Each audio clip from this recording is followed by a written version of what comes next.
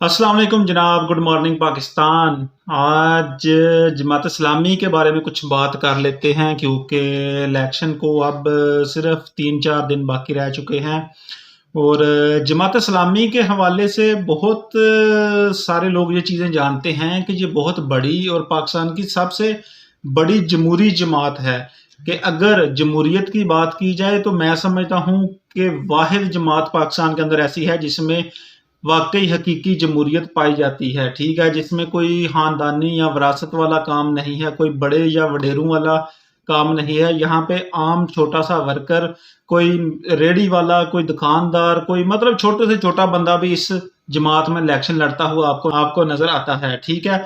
लेकिन ये जमात इतनी बड़ी जमहूरियत होने के बावजूद इस जमात पे लोग लाखों करोड़ों लोग इस जमात पे यकीन भी करते हैं, एतमाद भी करते हैं। वो किस सूरत में, वो आपके सामने है। ये बहुत बड़े-बड़े दायरे चला रही हैं। तो ये दायरे ऐसे नहीं चलते, इन दारों को लोग चंदा भी देते हैं और इनको सपोर्ट भी करते हैं। ज़ाहिर है इन पे एतमाद करते हैं तब भी लोग सपोर्ट करते हैं, चंदा देते हैं और भी बहुत सारे मामला, ठीक है? तो ये पार्टी कभी इक़्तिदार में क्यों नहीं आती? ये पार्टी आगे क्यों नहीं आती? जो पाकिस्तान की बड़ी 2-3 पार्टियाँ हैं, ये उनकी साफ़ में क्यों नहीं आती? कम अज़ कम ये कंपैरिज़न में ही नज़र नहीं आती हमेशा इलेक्शन में कि शायद जमात-ए-इस्लामी भी इलेक्शन जीत सकती है, शायद ये भी वज़ीर-ए-आज़म बन सकता है जमात-ए-इस्लामी का कोई बंदा या शायद ये इक़्तिदार में आ जाए। तो ये बेसिकली कभी भी उस मुकाबले में नज़र ही नहीं आती। जिस मुकाबले में दूसरी पाकिस्तान की बड़ी जमातें जैसे नून लीग या पीटीआई या पीपी होती है, तो इस मुकाबले में ये जमात नज़र क्यों नहीं आती? क्योंकि मेरे बहुत सारे दोस्त हैं ऐसे, बहुत सारे ताल्लुक़ वाले हैं ऐसे जो कि जमात-ए-इस्लामी के वोटर, सपोर्टर और हर तरह से जमात-ए-इस्लामी के क्या कहते हैं पिलर हैं, ठीक है? तो इसलिए मैंने ज़रूरी समझा कि मैं अपनी थोड़ी-सी राय ज़रूर दूँ इस जमात के बारे में और अपने स्पेशल दोस्तों के लिए है मेरी ये वीडियो कि ये पाकिस्तान की मज़हबी जमात ऐसी है कि ये आगे क्यों नहीं आती। मैं जो भी राय दूँगा आप उससे इत्तेफ़ाक भी कर सकते हैं, उससे इत्तेफ़ाक नहीं भी कर सकते, ये आपका अपना राइट है और मेरी जो भी राय है वो उस पे मेरा अपना राइट है, ठीक है? तो पाकिस्तान की मज़हबी जमातें हैं जैसे कि जमात-ए-इस्लामी हो गई, फिर मौलाना फ़ज़ल रहमान की जमात हो गई, उसके अलावा अपना मौलाना हादम हुसैन रिज़वी साहब की जमात हो गई, टीएलपी। तो आपने देखा होगा कि टीएलपी पिछले कुछ टाइम पहले ही जो है कि सियासत में आती है, अपने आप को रजिस्टर्ड करवाते हैं और आते ही पिछला इलेक्शन आपने देखा होगा 2018 वाला, तो टीएलपी तीसरी बड़ी जमात बन के सामने आई थी, तीसरी या चौथी जमात इलेक्शन में जिसने सबसे ज़्यादा वोट लिए थे। जमात-ए-इस्लामी जो कई दहाइयों से सियासत में मौजूद है, तो वो इतने वोट क्यों नहीं ले पा रही और एक नई जमात आती है, मज़हबी जमात आती है, वो इतने वोट ज़्यादा क्यों ले जाती है?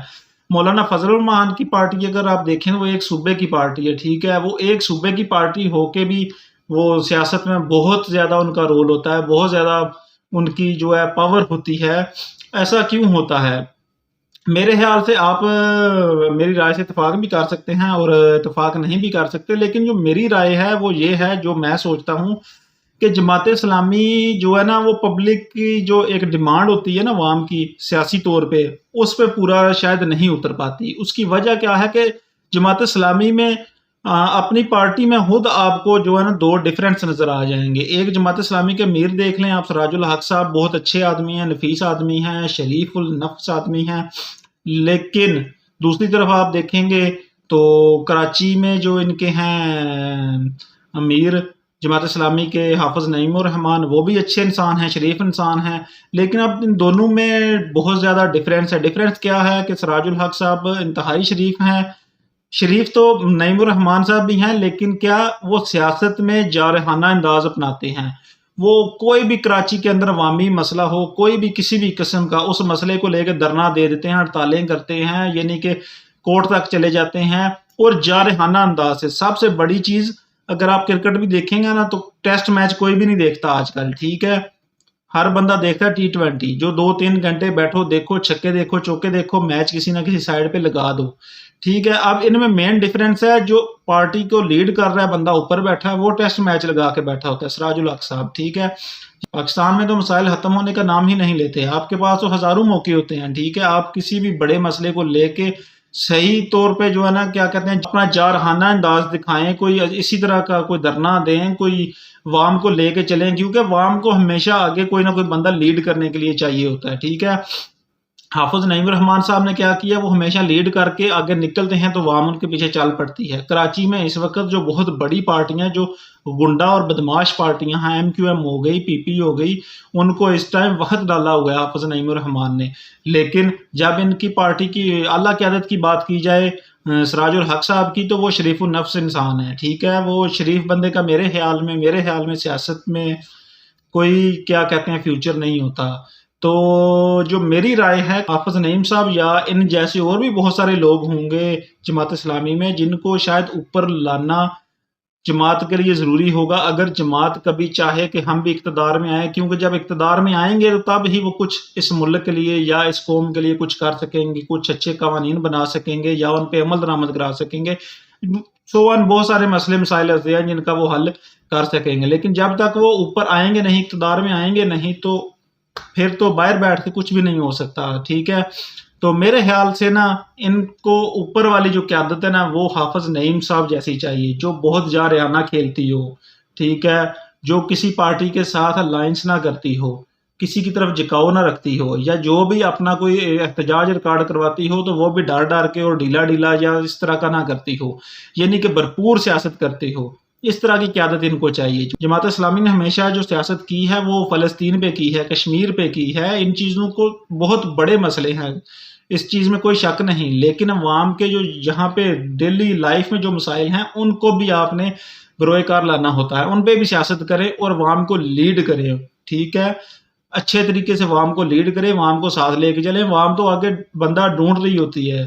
خان صاحب کی مثال آپ کے سامنے ہے، کیا کرایا اس نے، کچھ بھی نہیں، 4-5 سال صرف جو ہے وہ جارحانہ انداز ان کے پاس ہے، اس لیے وہ عوام کو ساتھ لے کے چل پڑتے ہیں، ٹھیک ہے۔